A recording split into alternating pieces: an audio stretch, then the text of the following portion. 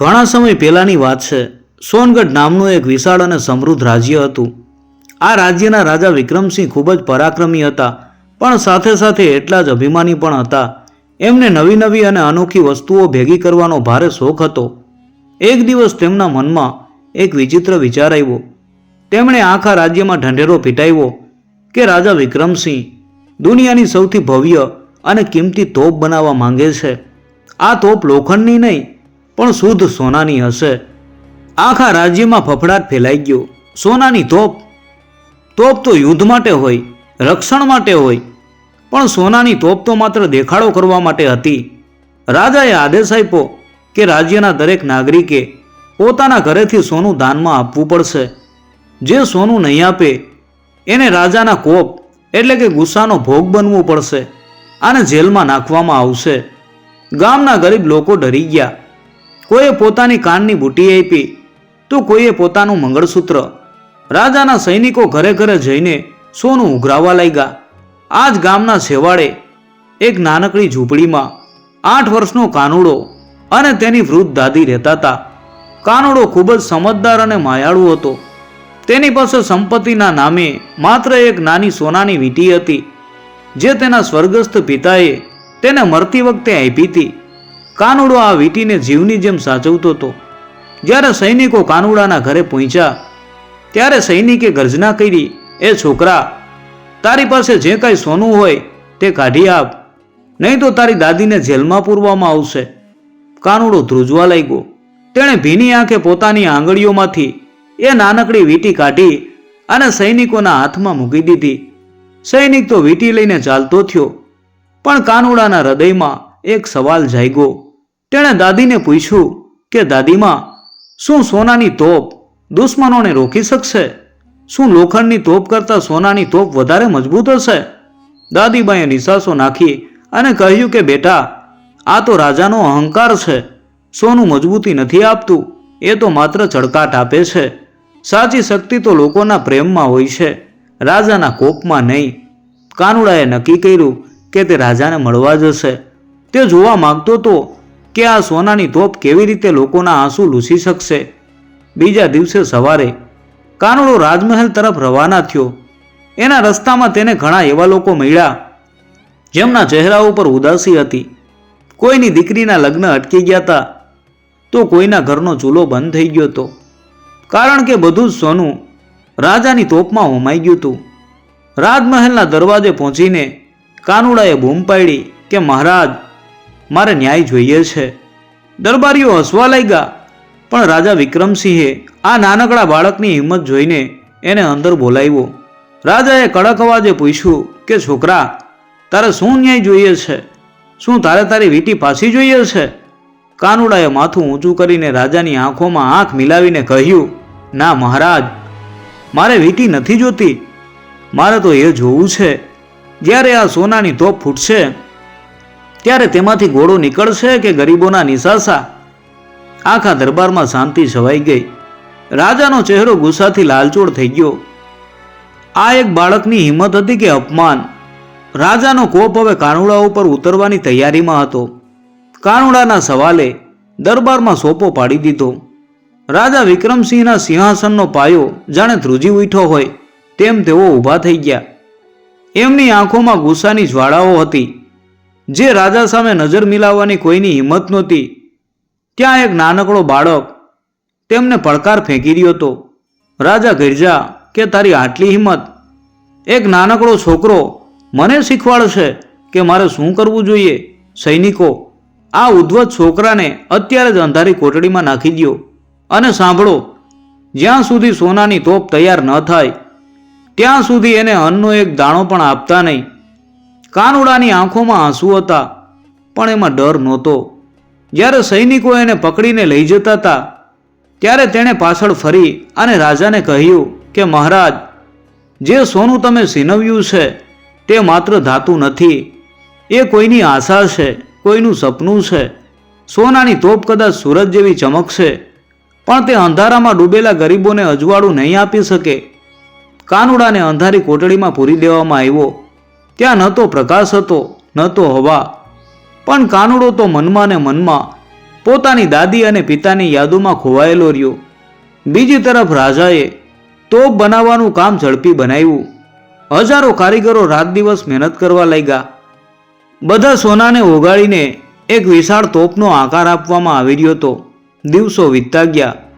આખું રાજ્ય ભૂખમરા અને દુઃખમાં ડૂબેલું હતું.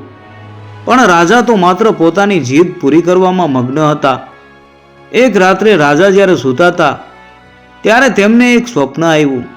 સ્વપ્નમાં તેમણે જોયું કે તેમની સોનાની તોપ તૈયાર થઈ ગઈ છે. પણ જ્યારે તેમાંથી ગોળો છોડવામાં આવ્યો ત્યારે તોપના કટકે કટકા થઈ ગયા અને તેમાંથી લોહી વહેવા લાગ્યું. રાજા પરસેવે રેબઝેબ થઈને જાગી ગયા. એમના મનમાં કાનુડાના શબ્દો ગુંજવા લાગ્યા. ગરીબોના નિસાસા. શું ખરેખર સોનાની તોપ આશીર્વાદના બદલે શ્રાપ બનશે? રાજાએ મંત્રીઓને બોલાવીને પૂછ્યું, પેલા છોકરાનું શું થયું? તે જીવતો છે કે મરી ગયો? મંત્રીએ નમ્રતાથી કહ્યું કે મહારાજ, તે છોકરો હજી પણ જીવતો છે. તે કોટડીમાં બેસીને ગીતો ગાય છે અને ભગવાનને પ્રાર્થના કરે છે કે તમને સદબુદ્ધિ આપે. તે જરાય ડરતો નથી. રાજાને નવાઈ લાગી. તેમને થયું કે ભૂખ અને તરસ જે બાળકને ન તોડી શકી તે બાળકમાં ચોક્કસ કોઈ અનોખી શક્તિ છે. રાજા પોતે અંધારી કોટડીમાં ગયા. કાનુડો જમીન ઉપર બેઠો બેઠો દિવાલ ઉપર કોલસાથી કાંઈક દોરી રહ્યો હતો. રાજાએ પૂછ્યું, શું દોરે છે તું? કાનુડાએ વાલથી જવાબ આપ્યો કે મહારાજ, હું આ તોપમાંથી નીકળતા ફૂલો દોરી રહ્યો છું. કાશ તમારી તોપ ગોળાના બદલે ફૂલો વરસાવતી હોત તો આખું રાજ્ય તમને કેટલો પ્રેમ કરત. રાજાનું હૃદય એક ક્ષણ માટે પીગળ્યું, પણ તરત જ એમનો અહંકાર આડો આવ્યો. એમણે કહ્યું, કાલ સવારે સોનાની તોપનું ઉદ્ઘાટન છે. તને દરબારમાં લાવવામાં આવશે. તારે જોવું પડશે કે મારો નિર્ણય કેટલો સાચો છે. જો તોપ સફળ રહી તો તને કાયમ માટે દેશ નિકાલ કરવામાં આવશે. કાનુડાએ સ્મિત કર્યું. એની આંખોમાં એક અજીબ શાંતિ હતી, જાણે તેને ખબર હોય કે આવતીકાલ કંઈક અલગ જ લાવવાની છે. બીજા દિવસે સવાર પડી. આજે સોનગઢના ઇતિહાસનો સૌથી મોટો દિવસ હતો. રાજમહેલના મેદાનમાં રેશમી કાપડથી ઢાંકેલી એક વિશાળ વસ્તુ રાખવામાં આવી હતી. આખું રાજ્ય ત્યાં ઉમટી પડ્યું હતું. પણ લોકોના ચહેરા ઉપર ઉત્સાહ નહીં, પણ એક ગમગીની હતી. લોકો મનમાં વિચારી રહ્યા હતા કે આ તોપ માટે તેમણે પોતાના ઘરના છેલ્લા ઘરેણાં પણ આપી દીધા હતા. રાજા વિક્રમસિંહ ગર્વથી સિંહાસન ઉપર બેઠા હતા. તેમણે આદેશ આપ્યો કે કાનુડાને હાજર કરો. સૈનિકો કાનુડાને લઈને આવ્યા. એના હાથમાં બેડીઓ હતી. શરીર અશક્ત હતું, પણ એની આંખોમાં હજી પણ એ જ તેજ હતું. રાજાએ ઊભા થઈને જાહેરાત કરી કે આજે મારી કીર્તિ અમર થશે.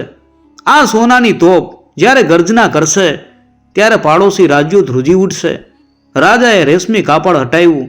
સૂરજના પહેલા કિરણો જ્યારે તોપ ઉપર પડ્યા ત્યારે આખું મેદાન ઝગમગી ઉઠ્યું. શુદ્ધ સોનાની બનેલી એ તોપ સુંદરતાનો નમૂનો હતી. તેના ઉપર હીરા અને માણેક જડવામાં આવ્યા હતા. લોકો અંજાઈ ગયા, પણ કોઈએ તાળી ન પાડી. ચારે બાજુ સ્મશાન જેવી શાંતિ હતી. રાજાએ કાનુડા તરફ જોઈને કહ્યું, જોયું છોકરા, આ છે મારી શક્તિ. બોલ, હવે તારી પાસે શું કહેવા માટે છે? કાનુડાએ ધીમેથી પૂછ્યું કે મહારાજ, શું હું આ તોપને એકવાર અડી શકું છું? રાજાએ પરવાનગી આપી. કાનુડો તોપ પાસે ગયો. તેણે તેના ઉપર હાથ ફેરવો. તોપની સપાટી ઉપર કોતરાયેલી નકશીમાં તેને પોતાની દાદીની એ વીંટી દેખાઈ. તેને એક વિધવાની બંગડીઓ દેખાઈ અને એક ભૂખ્યા બાળકની થાળી દેખાઈ. કાનુડાની આંખમાંથી એક આંસુ ટપક્યું અને એ સોનાની ગરમ તોપ ઉપર પડ્યું. કાનુડાએ રાજાને કહ્યું કે મહારાજ, આ તોપ બહુ ગરમ છે. આમાં હજારો લોકોના આંસુનો તાપ છે. જ્યારે લોખંડની તોપ તૂટે છે ત્યારે તે ફરી સાંધી શકાય છે, પણ જ્યારે વિશ્વાસની તોપ તૂટે છે ત્યારે આખું રાજ્ય વેરાઈ જાય છે. મહારાજ, શું તમે આ તોપમાં ગોળો નાખીને ચલાવી શકશો? રાજા હૈસા અને બોલ્યા કે કેમ નહીં, અત્યારે જ તને બતાવું. રાજાએ સેનાપતિને આદેશ આપ્યો કે તોપમાં દારૂગોળો ભરીને એને સામેના પહાડ તરફ છોડવામાં આવે. સેનાપતિએ તોપમાં મોટો ગોળો નાખ્યો. રાજાએ પોતે મસાલ લીધી. જેવી રાજાએ તોપને આગ લગાવી, આખું મેદાન શ્વાસ રોકીને ઊભું રહી ગયું. એક જોરદાર ધડાકો થયો, પણ આંસુ. ધડાકો અવાજ વગરનો હતો.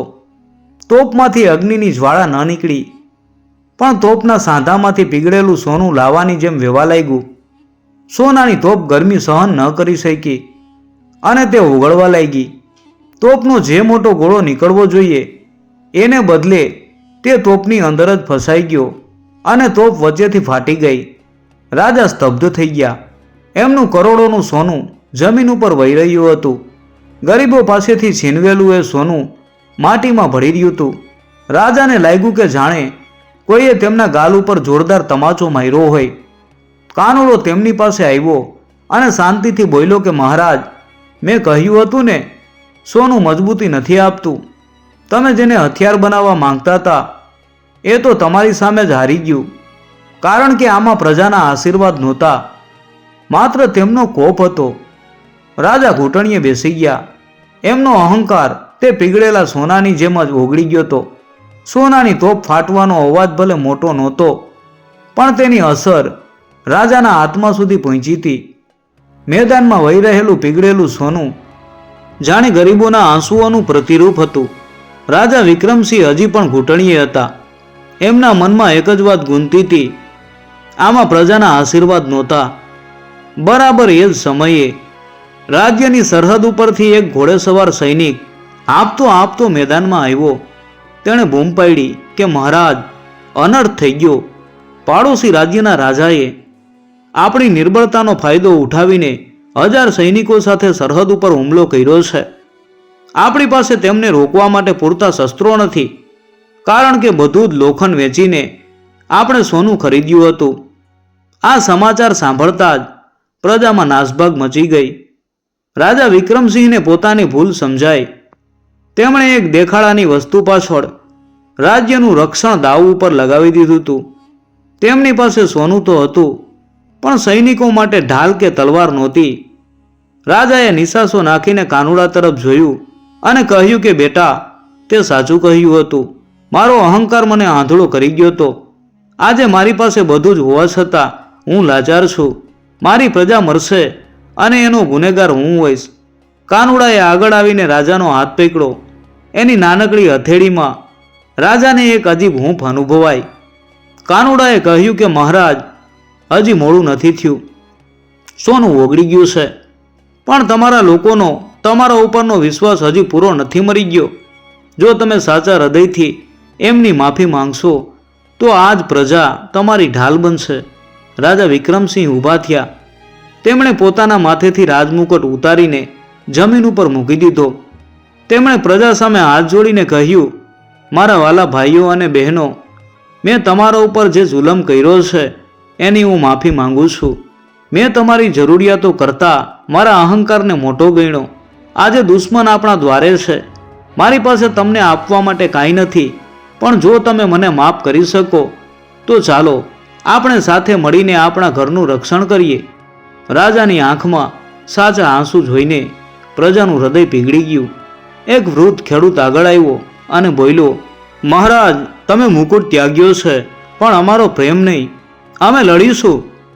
અમારી પાસે તલવાર નથી, પણ અમારી પાસે ખેતીના ઓજારો છે, પથ્થરો છે, અને સૌથી મોટી વાત, અમારી સાથે અમારો રાજા છે. કાનુડાએ એક યુક્તિ બનાવી. તેણે કહ્યું કે મહારાજ, આ વહેતું સોનું હજી ગરમ છે. આ સોનાને ઠારીને તેના નાના નાના ટુકડા કરો અને તે દરેક ગરીબના ઘરે પહોંચાડો. જે પૈસા આવે તેમાંથી શસ્ત્રો નહીં પણ અનાજ લાવો. જ્યારે પ્રજાનું પેટ ભરાશે ત્યારે તેમની હિંમત જ દુશ્મનોને ભગાડવા માટે પૂરતી હશે. રાજાએ તરત જ આદેશ આપ્યો. આખું રાજ્ય એક થઈ ગયું. સ્ત્રીઓ, બાળકો અને વૃદ્ધો દરેક જણ રાજ્યના રક્ષણ માટે તૈયાર થઈ ગયા. રાજા પોતે એક સામાન્ય સૈનિકની જેમ સરહદ ઉપર લડવા જવા તૈયાર થયા. પણ જતા પહેલા તેમણે કાનુડાની પેલી વીંટી તેને પાછી આપી. કાનુડાએ વીંટી હાથમાં લીધી અને કહ્યું કે મહારાજ, આ વીંટી હવે માત્ર સોનું નથી, પણ તમારા અને પ્રજા વચ્ચેના સંબંધની કડી છે. તમે વિજય થઈને પાછા આવશો.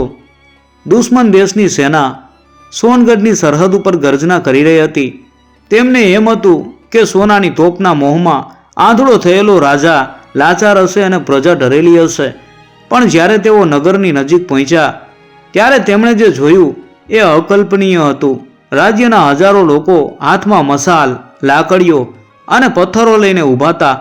એમની વચ્ચે રાજા વિક્રમસિંહ કોઈ કિંમતી વસ્ત્રો કે મુગટ વગર એક સામાન્ય સૈનિકના વેશમાં ઊભા હતા. રાજાના ચહેરા ઉપર હવે અહંકારનો કોપ નહીં, પણ પ્રજાને બચાવવાની તડપ હતી. જ્યારે દુશ્મન સેનાએ હુમલો કર્યો ત્યારે સોનગઢના લોકો એક અભેદ દિવાલ બની ગયા. પરંતુ સાચો ચમત્કાર તો કાનુડાએ કર્યો હતો. કાનુડાએ ગામના બાળકો અને સ્ત્રીઓને ભેગા કર્યા.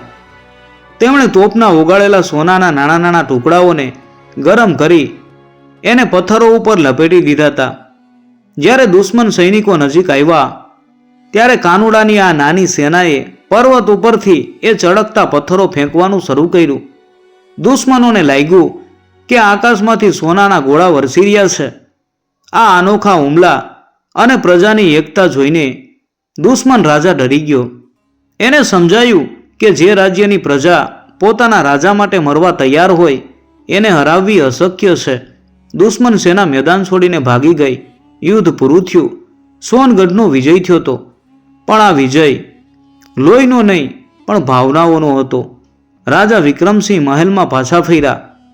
પ્રજાએ ફૂલોથી તેમનું સ્વાગત કર્યું. રાજા સીધા કાનુડાની ઝૂંપડીએ પહોંચ્યા. ત્યાં કાનુડો પોતાની દાદીના ખોળામાં માથું નાખીને સૂતો હતો.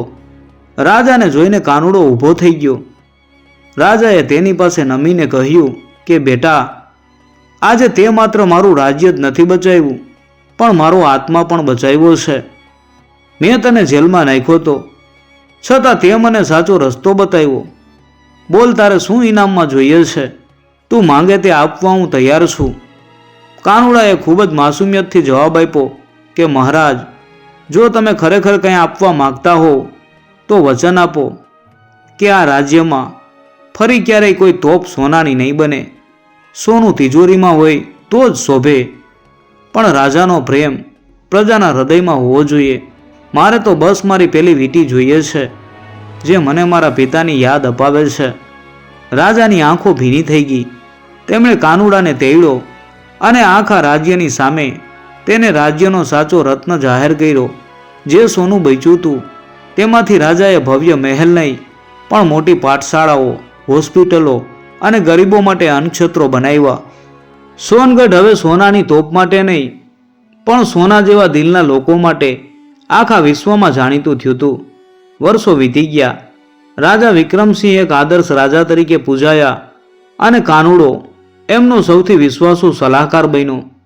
આજે પણ સોનગઢના કિનારા ઉપર એ ફાટેલી તોપનો એક નાનકડો ટુકડો રાખેલો છે જે દરેકને યાદ અપાવે છે કે અહંકાર હંમેશા ઓગળી જાય છે પણ નિસ્વાર્થ પ્રેમ અમર્ય છે.